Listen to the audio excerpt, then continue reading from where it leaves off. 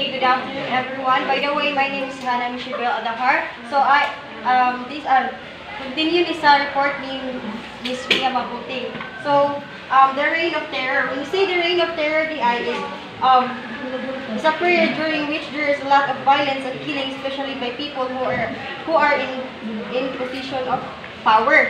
So, dire sa picture makita nato unsa kagubot ang Metro Manila. So daghan kay mga sakyanan. Pero dira is ang traffic. Munay pinakadako nga problema nga ilahang gina-face. So ilahan lang ning gisolusyonan but ilahan lang gisolusyonan nga walay walay makuan nga sa ekonomiya, walay dili maapektuhan ang ekonomiya o ang safety sa mga tao. So this picture nagpikita diri og unsa kadako ang hamon nga gi-face sa taga Metro Manila nga ang kibali ang mga Amerikano pa ang administrate. Second,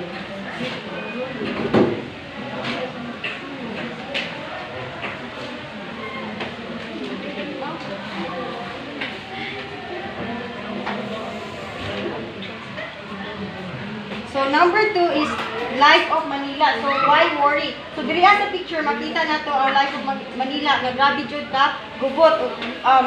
Kibali nag-survive sila sa ilahang kakulong nga ginapangita nila ang justice gali sa tabang sa government tungod sa nahitabo sa ilahang calamity. With knowing nga sila raghapon ang coast sa ilahang kanagaling sila naghapon ang coast gali sa ilahang balik kung magbaha gali ay kibali kung magbaha muulan dito magbaha kibali dali ra kayo sila mabahaan baka tungod sa ilahang lifestyle gali nga patakaglabay basura nga na ang ilahang kuan kanang kibali mo na ilahang na lifestyle. So this picture gi-blame ang mga Pilipino kay tungod daw kay wala daw nila gi-continue ang program nga gi-initiate sa mga American. So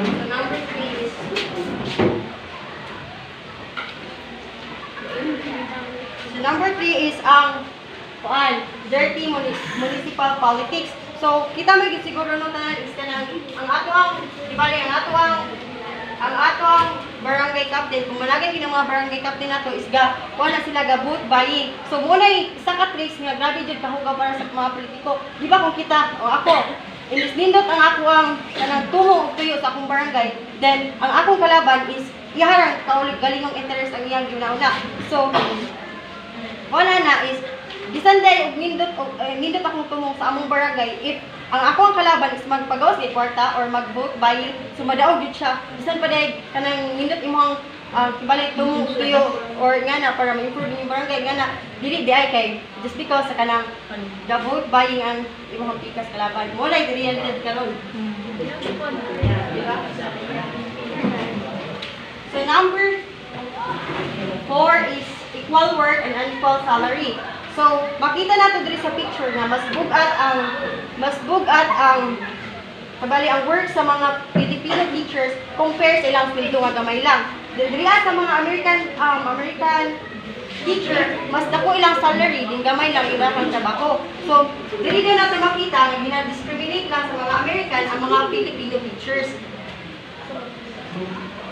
So number 5 is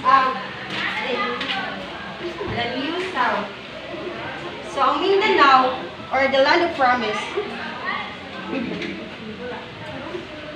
Number 5, the Land of Promise or ginganyo ang mga kabataan nga panhion diri sa to have a brighter future or hayag nga kaugmaon.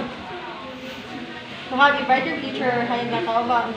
So ang pag-ani guys sa mga Kristiyanong Pilipino diri sa kanang ibali sa ato sa Mindanao is nanakop sila galig mga yuta. So that's why they have kanang nagka-conflict sila just because kay ang kibali ang mga Kristiyano is nanguhagig mga yuta diri sa Mindanao nga moy gi kaawayan sa Kristiyano ug sa Muslim diri sa Pilipinas.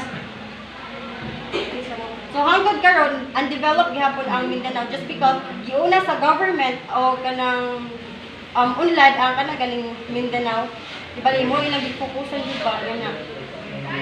So number 5 is number 5.